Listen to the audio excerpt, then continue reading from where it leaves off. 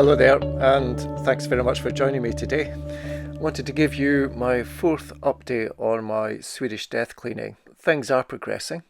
Um, I also have cleared out the bookcase in the lounge, only leaving in there books which are really relevant to you kids.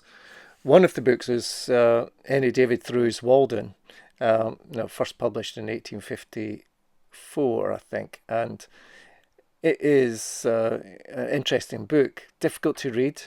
He talks about his time when he went off into the woods, built a cabin, and lived for 2 years, in this tiny cabin. It was a couple of miles outside Concord in Massachusetts, so it wasn't in the middle of nowhere. Um, what he did was to try and strip his life down to the barest essentials and to really discover what was really necessary and meaningful to him, which is exactly what I've been going through.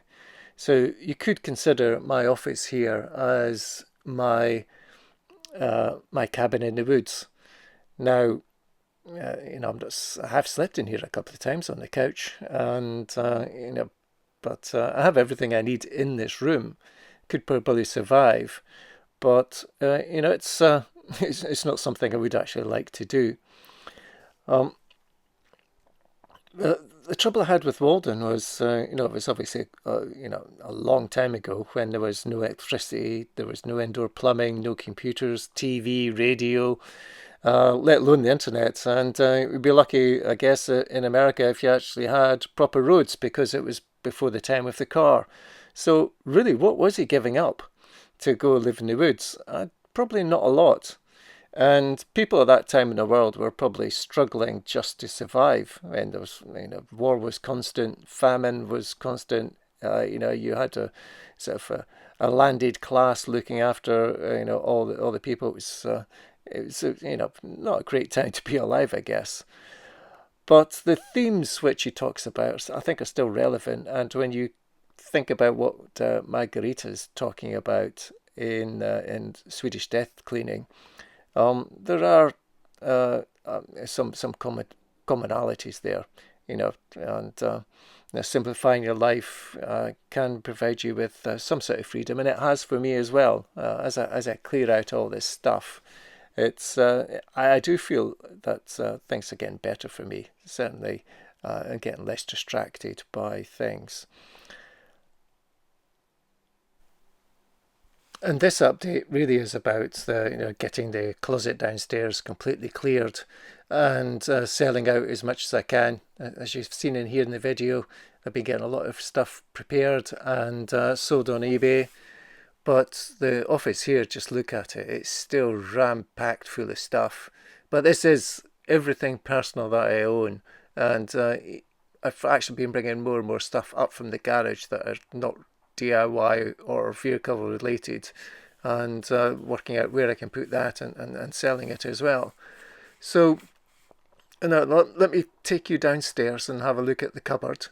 But the whole objective was to clear the cupboard downstairs, get it moved into here, get things organised, and anything which wasn't coming into the room, actually sell it or give it to charity, declutter, etc.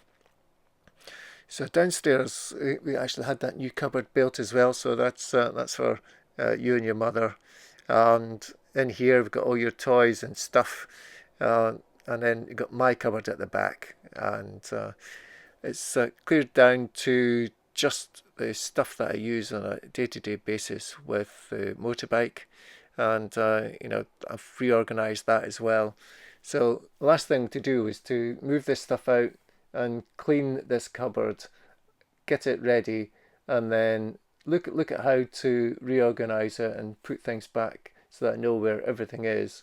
And it's really about the functionality of everything going back into this room, and most of it is going to be motorcycle related gear, running gear, shoes, and I may store some of the essential camping gear in here that I wouldn't say it was necessarily private and personal stuff to me. It's something that we use as a family when we go camping, and therefore I think it's an allowable rule that I have, that it doesn't have to be in my office where I keep all of my personal stuff. So that's actually all that I really want to say today. I was going to talk about the 5 common points of the two books, but I think I'll leave that for another day, and just leave it at that update. So thanks very much for joining me, and I'll talk to you next time. Bye bye.